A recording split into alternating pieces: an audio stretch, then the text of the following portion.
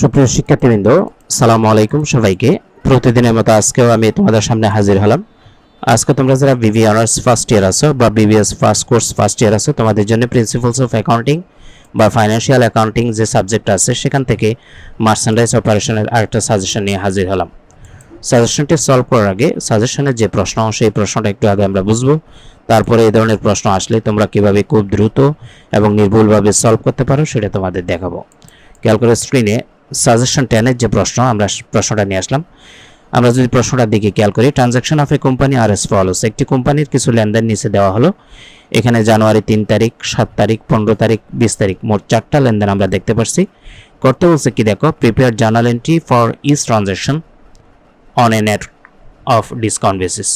অর্থাৎ net discount বেসিসে উপরে যে ট্রানজাকশন আছে সেগুলোর জাবেদা দাখিলে দিতে বলছে। ওকে, এখন আমরা জাবেদা দাখিলে দেওয়ার জন্য প্রথমে জানুয়ারি 3 তারিখে দেখতে পাচ্ছি আমাদের সোল্ড 10,000 টাকা বিক্রয় করছে এবং টার্মস ছিল 210 নেট 30। তো নেট ডিসকাউন্ট বেসিসের একটু তোমাদেরকে জিনিসটা ক্লিয়ার করে দিই। নেট ডিসকাউন্ট বেসিসে কোনো ট্রানজ্যাকশনকে জাবেদাভুক্ত করতে হলে সাথে সাথে সেখানে যে ডিসকাউন্টের হারটা দেয়া থাকবে সেই ডিসকাউন্টটা কর্তন করে টাকাটা অন্তর্ভুক্ত করতে হবে। তো আরও ক্লিয়ার হওয়ার জন্য আমরা একটা জাবেদার ঘর রেডি করলাম। উপরে ABC company, journal entry, net discount basis. Okay, জানুয়ারি 3 তারিখে যদি আমরা প্রশ্নটা একটু বুঝি, প্রশ্নটার দিকে খেয়াল করো। সোল্ড টাকা 10,000 worth of merchandise to x company on credit terms of 210 net 30।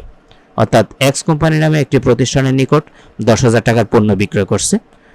সেটার টার্ম ছিল বা শর্ত ছিল যে 10 দিনের ভিতরে পরিশোধ করলে 2% বাট্টা, না হয় পুরো টাকাটাই 30 দিনের মধ্যে পেমেন্ট করতে হবে এন 30 মানি। তাহলে এখন আমরা নেট ডিসকাউন্ট বেসিসে করব, ঠিক আছে? তো নেট ডিসকাউন্ট বেসিসের নিয়ম হলো এই 10,000 টাকার প্রথমে 2% আমরা কেটে ফেলবো। তাহলে 10,000-এর 2% হলে আমি যদি এই জায়গায় একটু তোমাদের রাফটা দেখাই, এই 10,000 টাকা সেটা 2% মাইনাস করবো। 10,000-এর 2% 200। তাহলে 10,000 থেকে এই 2%-এর যে 200 আসবে সেটা যদি মাইনাস করো তাহলে হবে 9,800। তার মানে আমরা ধারে বিক্রয়ের যে জাবেদা সেটা দিব যে accounts receivable debit sales credit, অর্থাৎ দেনাদার ডেবিট বিক্রয় ক্রেডিট। আর টাকাটা 10,000 হবে না, এই জায়গায় 9,800 টাকা হবে। ওকে, আশা করি বুঝতে পারছো। এভাবে প্রত্যেকটা লেনদেন তার মূল টাকা থেকে ডিসকাউন্টেডটা মাইনাস করে অন্তর্ভুক্ত হবে। এটা হলো নেট ডিসকাউন্ট বেসিসের বৈশিষ্ট্য। যেমন 7 তারিখে purchase 20,000 worth of merchandise from Y company on credit terms of 110 and 30। Y কোম্পানির কাছ থেকে 20,000 টাকার পণ্য বা মজুদ পণ্য ক্রয় করছে, শর্ত ছিল 110, মানে এখানে 1% বাট্টা কাটা যাবে। তাহলে আমরা যদি খেয়াল করি, purchase debit accounts payable credit, অর্থাৎ ক্রয় ডেবিট পাওনাদার ক্রেডিট, সেটাই দিলাম।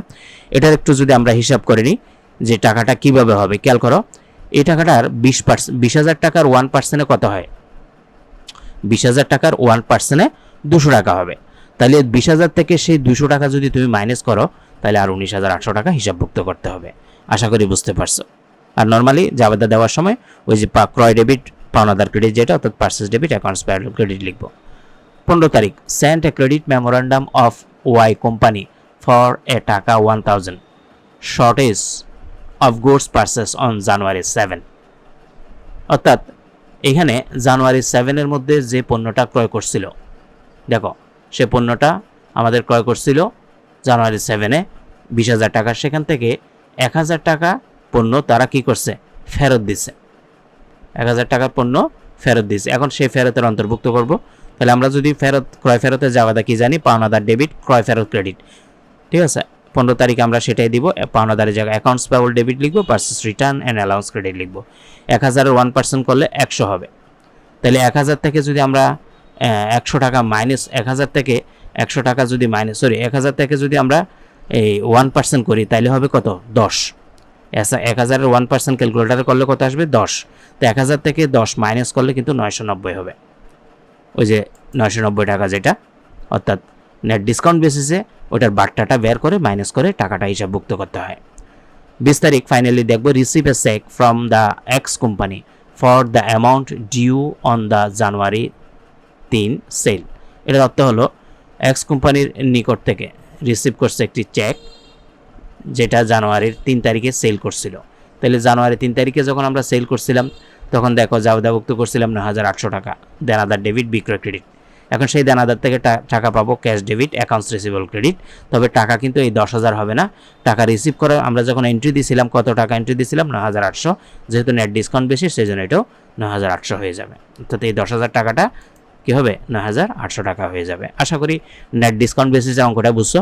উৎসস্থলে আমাদের এই যে ডিসকাউন্টের টাকাটা কেটে রেখে লেনদেন যখনই হবে তখনই টাকাটা কেটে, ডিসকাউন্টের টাকাটা কেটে হিসাবভুক্ত করতে হয়। ক্লাসটি ভালো লাগলে অবশ্যই শেয়ার করবা। আর এরকম সম্পূর্ণ বইয়ের রেকর্ডের ক্লাস পেতে হলে আমাদের হোয়াটসঅ্যাপ নাম্বারে মেসেজ করবা, আমরা কমেন্ট সেকশনে হোয়াটসঅ্যাপ নাম্বারটা দিয়ে দেবো। সবার প্রতি শুভকামনা রইল। আসসালামু আলাইকুম ওয়া রাহমাতুল্লাহি ওয়া বারাকাতুহু।